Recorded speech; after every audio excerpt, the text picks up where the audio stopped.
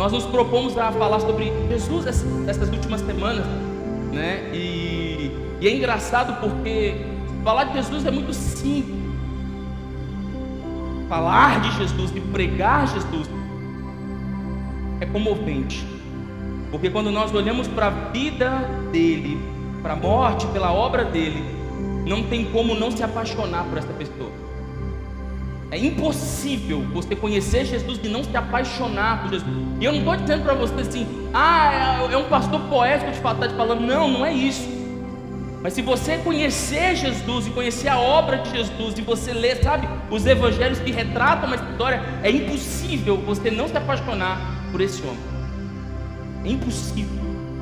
E eu confesso para você que na minha jornada de quase 17 anos de caminhada com o Senhor, eu estou vivendo essa experiência de 3 semanas de voltar a me apaixonar em uma profundidade que eu já não vivi há muito tempo. Conhecer Jesus é a chave de toda a realidade que você precisa para viver feliz, para viver em paz, para viver abundante. Você conhecer Jesus, nada, em hipótese alguma, em área nenhuma vai te faltar, porque você tem o autor e consumador da sua fé. A Bíblia diz: o Senhor é o meu pastor, nada, fala comigo, nada. Fala com o irmão que está do seu lado, nada vai te faltar. Para te mostrar isso esta noite, eu quero te contar uma história. Essa história ela é tão relevante que ela está nos 4 evangelhos, ela está em 3 evangelhos. Ela está em Mateus capítulo 9, ela está em Marcos capítulo 5 e ela está em Lucas capítulo 8. Como o texto de Lucas é um pouco maior, eu quero ler o texto de Lucas com você. Então eu queria que você abrisse sua Bíblia no Evangelho de Lucas capítulo 8, no verso 40.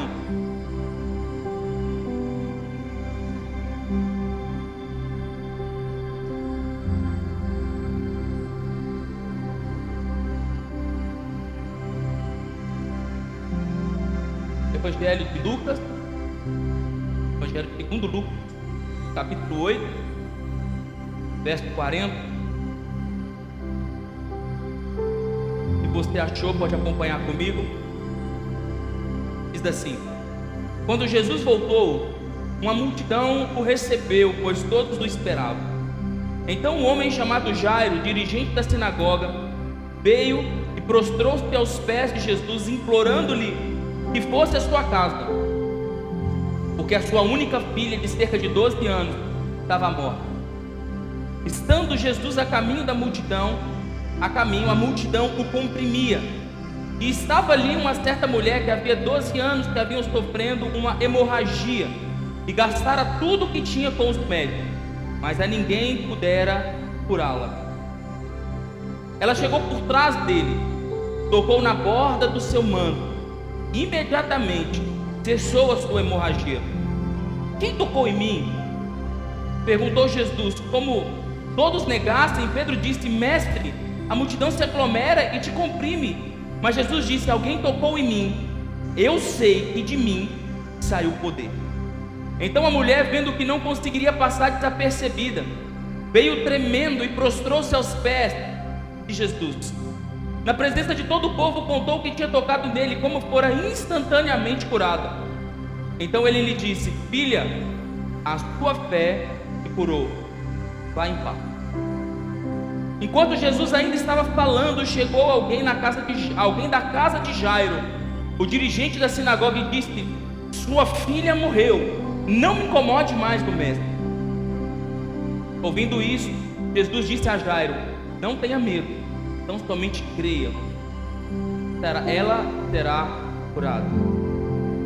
E quando chegou à casa de Jairo, não deixou ninguém entrar com ele, exceto Pedro, Tiago e João, e o pai e a mãe da criança. Enquanto isso, todo o povo estava lamentando e chorando por ela do lado de fora. Não chorem, disse Jesus, ela não está morta, ela apenas dorme. E todos começaram a rir dele, pois sabiam que ela estava morta. Mas ele o tomou pela mão e disse-lhe: menina, levante. E o espírito dela voltou, e ela se levantou imediatamente. Então Jesus lhe ordenou que lhe dessem de comer.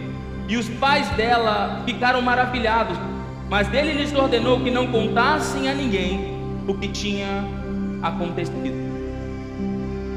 Feche seus olhos.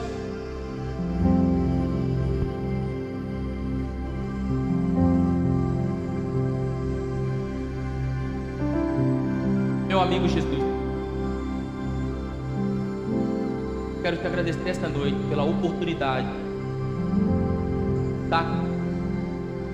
falar de coisas que o Senhor tem feito nas nossas vidas. Quero te pedir algo especial esta noite. Que o Senhor tenha liberdade de tocar na vida de quem o Senhor quiser, no momento que o Senhor quiser, da forma como o Senhor quiser. Nós estamos aqui livres de qualquer liturgia humana, mas queremos nos mover pela tua liturgia, por aquilo que o Senhor deseja fazer essa noite no coração de cada pessoa. Eu sei que existem coisas que o Senhor vai dizer de uma forma pessoal e exclusiva, e algumas coisas o Senhor vai dizer para todos. O que eu quero te pedir é que essa noite que o Senhor toque as nossas vidas, para que não estejamos mais nos medos. Te agradecemos pela tua presença aqui, meu amigo. Pedimos que o Senhor tome o lugar de honra dessa casa. Tome o lugar de honra das nossas vidas.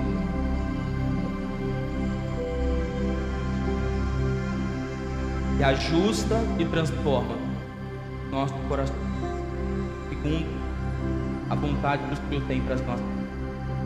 E eu creio que a honra e a glória será sua e somente tua nas nossas vidas, em nome de Jesus. Aleluia. Pode aplaudir a presença de Jesus aqui esta noite.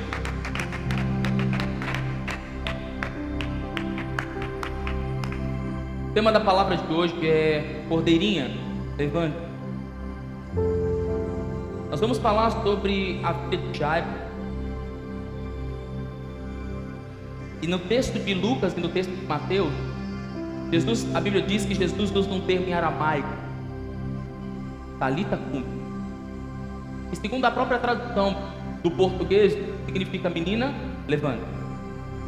Mas a tradução do aramaico não é Talita Cumi, é Talet Lacum, significa cordeirinha que levanta. Cordeirinha por quê? Porque cordeirinha era um apelido que os pais davam aos filhos quando eles eram novos. Meu menino é branco igual um leite azedo. O apelido dele lá em casa é Negão. Chama ele de Negão, vem cá, Negão do pai. Naquele tempo, os filhos eram chamados de cordeiro. Até hoje tem uns meninos que a gente chama de cordeiro, mas a gente sabe que por trás desse cordeirinho, que é um animal mansinho, a gente está chamando o menino de outra coisa, né? Tem uns meninos que falam, ô cordeiro de Deus, né? A gente sabe que não é um cordeiro, é um cordeiro que jogaram álcool e botaram fogo do menino que estão correndo. Mas Talita Cumi fala da história de um homem, Jesus, que amou uma menina. E amou profundamente essa menina. E ainda que ela estivesse morta, ele amou essa menina. E trouxe essa menina não com uma palavra de autoridade, batendo, ai, mas com doçura, com carinho, com afeto. Jesus quer transformar a sua vida, mas Ele não quer transformar na paulada. Jesus quer tocar a sua vida, mas quer tocar com doçura, com amor. Infelizmente disseram para você que Jesus quer quebrar tudo.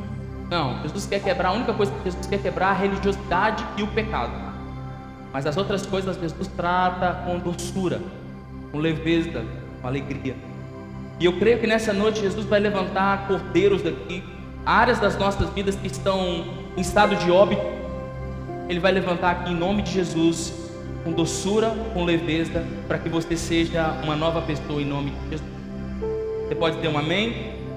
A primeira coisa que nós vamos trabalhar aqui esta noite é entender o estado da filha. A Bíblia vai mostrar que ela estava semi-morta. Quando Jairo sai de casa, ela estava semi-morta. E de uma forma bem sucinta e bem branda, esse pode ser o estado de muitas áreas das nossas vidas. Pode ser a área que a gente está lutando para não morrer. Existem pessoas que estão lutando contra a morte na sua vida profissional, na sua vida ministerial. Alguns lutam com a semi-morte, aquela coisa que você se apega para não morrer, mas você sabe que sozinho está fadado ao fracasso. Talvez esteja assim a sua vida espiritual, sua vida financeira, sua vida conjugal, seu relacionamento com seus filhos, com a sua esposa. Eu não sei qual área, com o seu pai, com a sua mãe. Existem muitas dimensões da nossa vida que podem estar num quadro de semi-morte. Isso talvez seja o cenário ideal para que Jesus chegue. Porque não importa onde ou como você está, importa que Jesus chegue no lugar. E é interessante que quando Jairo sai para buscar Jesus, ele deixa uma filha viva. Mas antes que ele retornasse, a filha já estava morta. Ele saiu na esperança de dizer: calma, não morre ainda, eu vou buscar Jesus.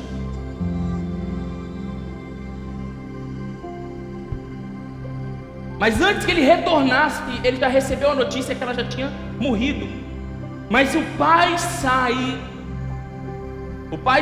num sinal de desespero, porque ele sabia que sozinho ele já não tinha mais recursos para tratar a filha. A Bíblia chama ele de chefe da sinagoga. Talvez você leia isso e não tenha a dimensão do que é ser chefe de uma sinagoga.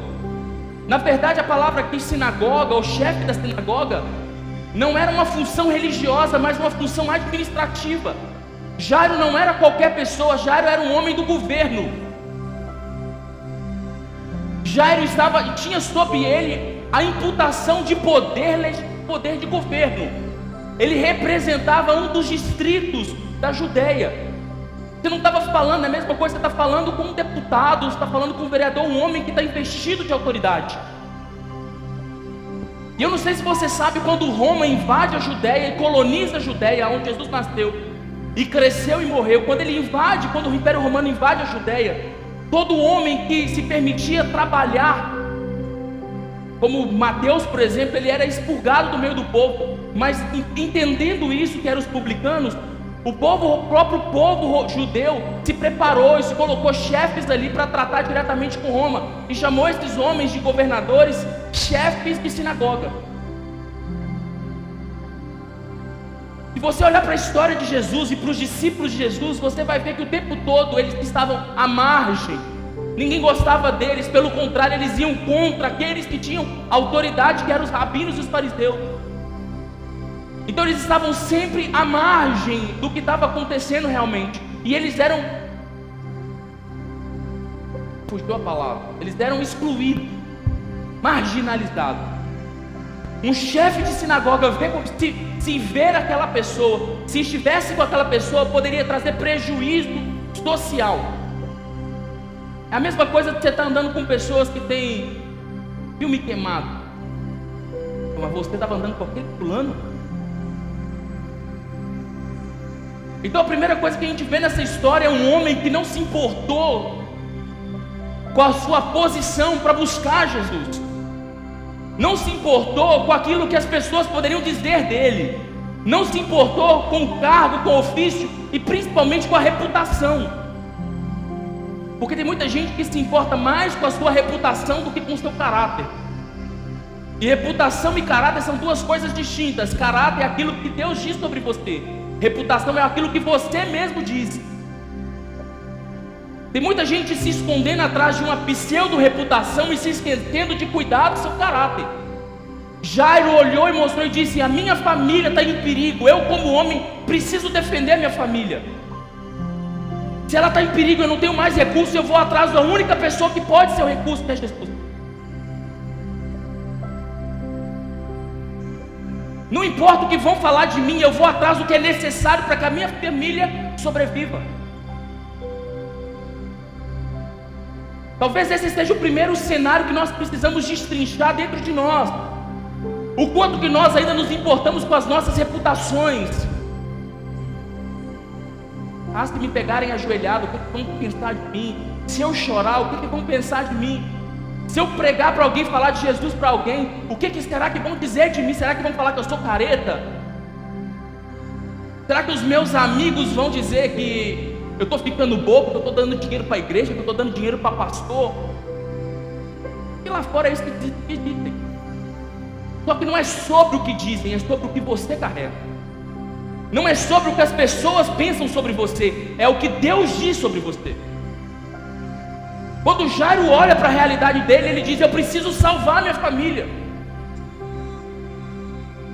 Ele não se preocupou com aquilo que a sociedade ia dizer, o que os fariseus iam dizer, o que os colegas iam dizer. Ele disse: minha filha está morrendo, e eu sei que a única pessoa que pode ressuscitar ou pode curar ela está lá, eu vou lá buscar.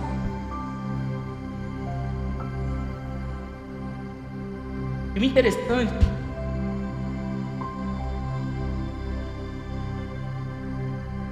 é que ele não chega lá dizendo: por favor, Jesus, libere uma palavra. Ele diz: por favor, Jesus, venha na minha casa. Venha na minha casa. A mulher do fluxo de sangue foi curada no meio do caminho. Jesus não foi na casa dela, mas Jairo foi diferente. Ele disse: por favor, venha na minha casa. Talvez a parte mais importante dessa história de Jairo não está na cura da filha, mas na decisão de trazer Jesus para a casa dele. Porque Jesus pode curar pessoas na rua. Dentro da sua casa tem um inferno. Jesus pode fazer maravilhas com você lá na rua e na sua casa continuar o inferno. Na sua família, lá fora, as coisas podem estar dando certo, mas o seu desafio é pegar Jesus pela mão e dizer: por favor, não importa o que vai acontecer, mas venha na minha casa, porque a minha casa precisa do Senhor. Pergunta para quem está do teu lado: sua casa precisa de Jesus?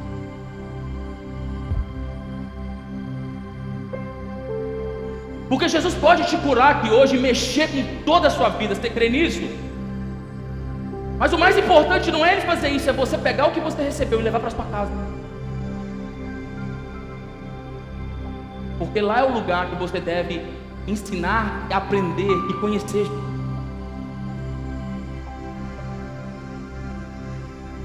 A primeira coisa que eu quero tratar aqui esta noite é: não importe com a sua reputação, importe em levar Jesus para sua casa. Se você souber só isso, se você se inclinar a fazer isso: ah, pastor, mas o senhor não conhece a minha família. Se eu falar de Jesus na minha família, eles vão me excluir do relacionamento de família. Jesus disse: quem não abandonar pai, mãe, filho, filha, irmão, tio, amigo, por amor a mim, não é digno de mim. Mas pastor, o senhor está pregando para se distanciar da sua família, da minha família? Não, eu estou dizendo: abrace Jesus com toda a sua força e não se importe com o resto. Se você tiver Jesus, nada mais importa na sua vida.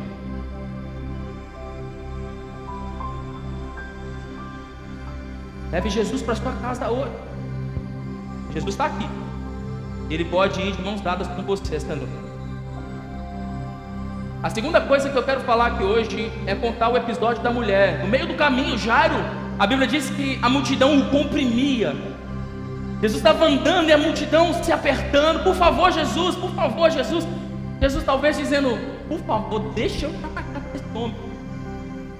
Mas a Bíblia diz que a multidão o apertava. Talvez ele estava voltando de um milagre, voltando de uma pregação, voltando de fazer algo sobrenatural, e com certeza estava. E a multidão maravilhava, dizendo: por favor, faz de mim também, faz de mim também, faz de mim também. Talvez a segunda lição esta noite é falar, até papagaio fala. Mas de toda a multidão, muitos pediram, e apenas uma mulher tocou. Muitos pediram, mas apenas um tocou. Porque nós não tocamos em Jesus com as nossas mãos, nós tocamos em Jesus com a nossa fé. O que move Jesus não é o seu alto nível de adoração. O que move Jesus não é o quanto que você sabe solar de guitarra. O que move Jesus não é o quanto que você sabe pregar bem, não é o seu sorriso bonito ou o seu carisma. O que move Jesus é a sua fé. Muitos pediram, apenas uma tocou. E é interessante que essa única pessoa que tocou Jesus tinha 12 anos, que era considerada ao povo impura. Era a única pessoa daquela multidão inteira que não podia estar ali.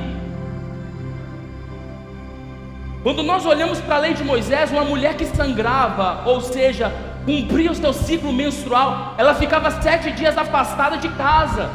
Olha que loucura! 7 dias longe, para no 7º dia ela voltar para casa. De toda a multidão, só uma tocou Jesus, e a única que tocou Jesus era considerada impura, ela não podia estar ali. 12 anos se considerando impura, ninguém podia tocar nela e ela não podia tocar em ninguém. Preste atenção, 12 anos ela não podia tocar em ninguém, ninguém podia tocar nela. Como fica a vida emocional de uma pessoa que é rejeitada diretamente, continuamente por 12 anos? Como fica a esperança de alguém rejeitado em acreditar que pode ser curado? Como fica o sentimento de alguém que está sendo rejeitado por 12 anos consecutivos, ter a esperança de dizer: se eu somente tocar nele eu vou ser curado? Ela não almejou conversar com Jesus, ela não almejou pedir Jesus para orar por ela. A única coisa que aquela mulher pediu foi: se eu só tocar nele, a minha vida vai ser transformada. A segunda coisa que a gente precisa aprender aqui esta noite é que Jesus precisa te convencer que você não é um rejeitado. Por ele não. E não importa a dimensão ou o tamanho da sua desesperança, ele pode tocar em você aqui esta noite. Não importa qual é a dimensão do milagre que você precisa, não importa quanto tempo você está esperando. Talvez você está aqui esperando talvez por milagres há mais de 20 anos. Ou talvez você segue sendo rejeitado por muito tempo. Talvez a sua família te rejeita, a sua esposa, seu marido, seus filhos. Sabe, você se sente que não consegue romper na sua vida. Talvez você está aqui marcado por rejeições dentro da própria igreja de Jesus. Talvez alguém te disse alguma coisa dentro de uma igreja um dia que te marcou e nunca mais você conseguiu se levantar. Eu quero te dizer que essa mulher só está na Bíblia porque ela teve que vencer tudo isso para viver um milagre na vida dela. E talvez só essa mulher daria uma pregação de um dia inteiro, porque ela não teve que ter coragem para tocar, ela teve que ter coragem para sair de casa. Ela teve que ter coragem de vencer a própria rejeição em si mesma, em olhar para si e em saber que mesmo que ela estivesse sangrando e as pessoas cuspissem e rejeitassem ela, ela venceria tudo isso, porque ela sabia que se ela só tocasse em Jesus, ela seria curada. Minha pergunta para você aqui esta noite é o quanto que você está disposto a sair dos seus cenários de vitimismos, de rejeição, o quanto você está disposto a tirar suas desculpas de cena para tocar em Jesus. Ele disse: olha, tem muita gente me apertando, mas só uma pessoa me tocou a ponto de mim sair poder. Só uma pessoa tirou algo de dentro de mim.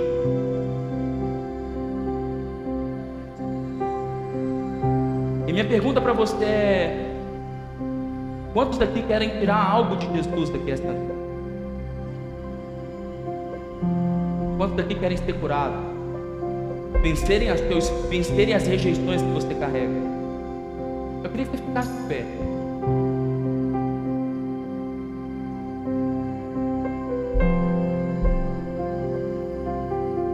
Porque eu sei que um dos maiores bloqueios na vida de um homem espiritual é a rejeição que ele sente, em dizer que não pode, que não é capaz, que não consegue, em ser julgado pelas pessoas. A gente vive numa sociedade que nós rejeitamos pessoas pela internet, nós cancelamos pessoas.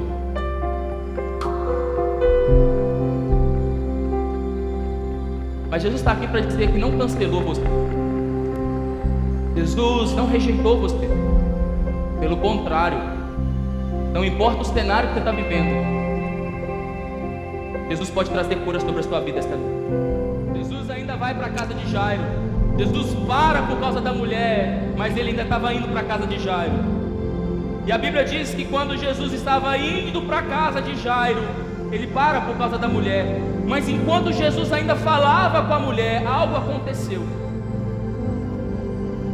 Algo aconteceu. Alguém chegou e disse-lhe: não incomode mais o mestre, a sua filha morreu. Olha, Jairo, você está vendo um milagre aqui, mas o seu já foi de ralo, Jairo.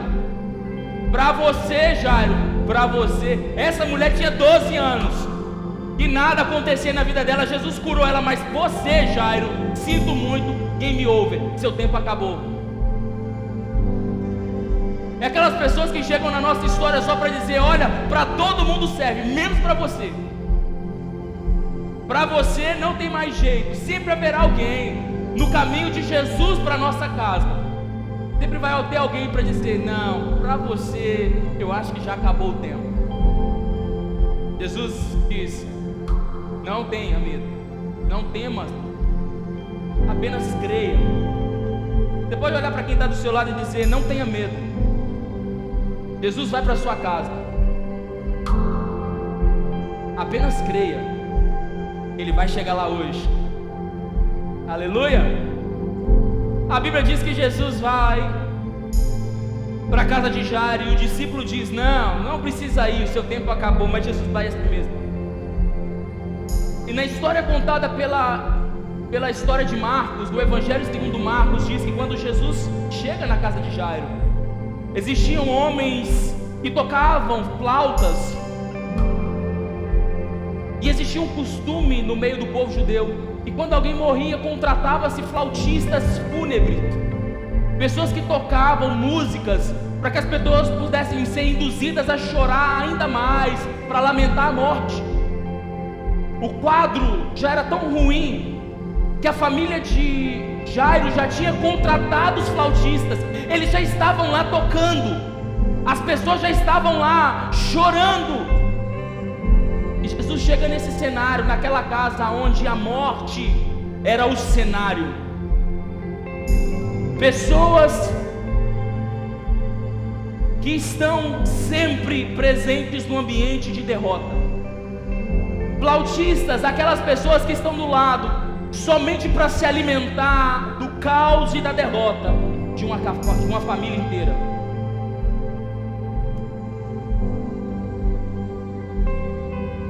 Existem pessoas nas nossas histórias que só se fazem presentes para se alimentar dos nossos fracassos, que tocam músicas, que tocam harmonias de fracasso e de derrota. Pessoas que não deveriam estar na sua casa. Com Jesus indo para lá, a última pessoa que tinha que estar lá eram os acusadores. Mas quando Jesus chega, a primeira pessoa que ele se depara são com os acusadores. Minha pergunta para você essa noite: se Jesus chegar na sua casa, o que ele vai encontrar? Uma mesa posta, ou flautistas tocando músicas de acusação e dizendo: não, Jesus, aqui não tem jeito mais não. Ó, Jesus, além de chegar atrasado, aqui não tem mais jeito, porque a menina já morreu, nós já fomos pagos para cantar, as pessoas já estão chorando, tudo já está pronto para a morte, para a derrota. O Senhor não cabe mais aqui, Jesus. Cabe todas as pessoas para chorarem, menos o Senhor Jesus para ressuscitar.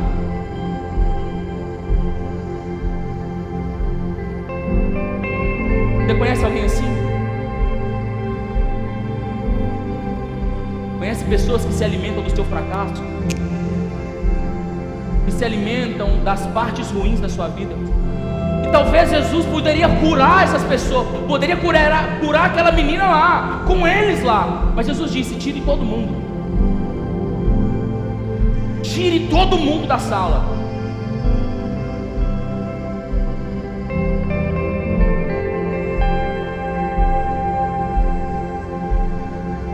Eu quero dizer uma coisa: existem pessoas que impedem um milagre acontecer na sua história. Existem pessoas que você se relaciona que são um impeditivo de Deus fazer um milagre na sua vida. Existem pessoas que se alimentam da pior parte da sua vida, que precisam sair para milagres acontecerem. Está entendendo o que eu estou dizendo? Jesus não tem nada contra pessoas, mas existem pessoas que não foram feitas para andar do seu lado.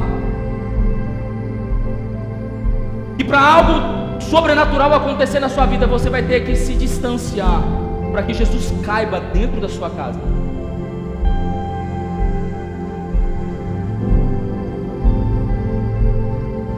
As pessoas choravam, Jesus tira todo mundo que chorava, porque emoções trazem presença.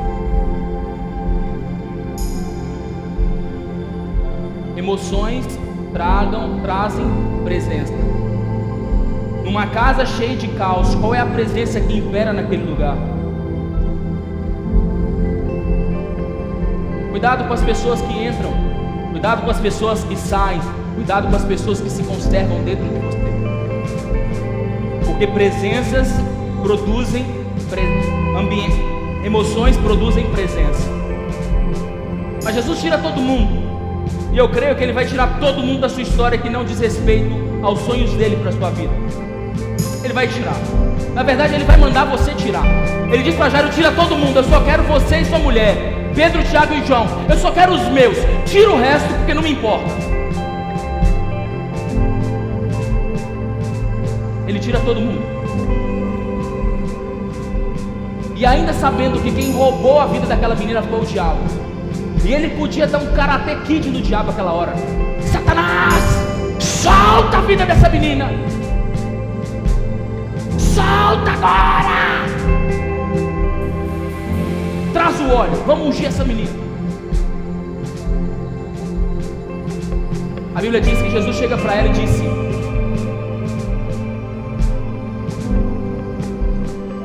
talvez hoje ele diria: meu amorzinho, vem.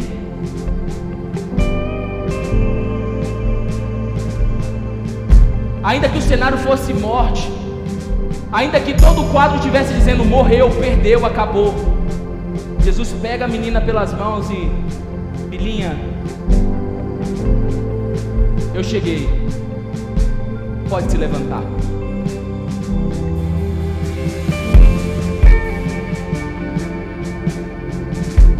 Essa verdade, essa palavra cordeirinha fala muito do caráter de Jesus. Porque mesmo sabendo que tinha a chave da morte nas mãos, e com um estalar de dedos ele poderia trazer a vida àquela menina, ele demonstrou afeto e carinho com aquela menina que ele jamais tinha visto. Ele demonstrou um amor que ela não conhecia, que talvez os pais não conheciam. Ele disse para aquela menina morta: eu me importo com você. Eu me importo com a morte que está operando na sua vida. Eu me importo com o seu cenário. Eu me importo com o que você está passando. Eu me importo com você. Você para mim não é um número. Você para mim não é só um milagre. Você para mim é alguém que eu me importo. Então, filhinha, vem para a vida. E talvez seja isso que muitas vezes as pessoas têm dificuldade de ensinar sobre Jesus. Jesus não está enxergando você como um número. Jesus não está contabilizando você. Jesus não te chamou para encher a igreja. Não. Jesus não te chamou só para ser mais um numa multidão. Não, Jesus não fez isso. Jesus te chamou pelo nome, porque Ele se importa com você. Jesus te tratou com carinho, ainda que todo mundo tivesse te maltratado, te rejeitado. Jesus te tratou com carinho. Um carinho que você não vai ver em outro lugar, em nenhuma outra pessoa. Jesus te tratou e te trata com afeto. Ele sabe o seu nome. E ainda que as pessoas possam dizer: não, você precisa de uma penitência, você precisa se sacrificar, se você quer ter mais de Jesus, você precisa dar tudo que você tem. Não. Sabe o que você precisa? Conhecer Ele, porque Ele conhece você. Ele conhece você, Ele te conhece pelo nome. A Bíblia diz que Ele te chamou antes da fundação do mundo. Ele já te conhecia. E Ele sempre te tratará com amor e com afeto. O Jesus que eu conheço, ainda que seja um general de guerra, Ele é um amigo presente para a hora da angústia. Isaías capítulo 40, verso 11, diz assim: como pastor, Ele cuida do seu rebanho. Com braço ajunta os cordeiros e carrega no colo. Conduz com cuidado as ovelhas que amamenta tuas crias. Daí estava dizendo: Ele pega os filhotinhos no seu colo. Eu quero profetizar aqui esta noite sobre a sua vida. Jesus está aqui e Ele quer te pegar no colo esta noite. Não importa o cenário, Ele pode te pegar no colo se você quiser essa noite. Aleluia. Eu queria que você ficasse de pé mais uma vez.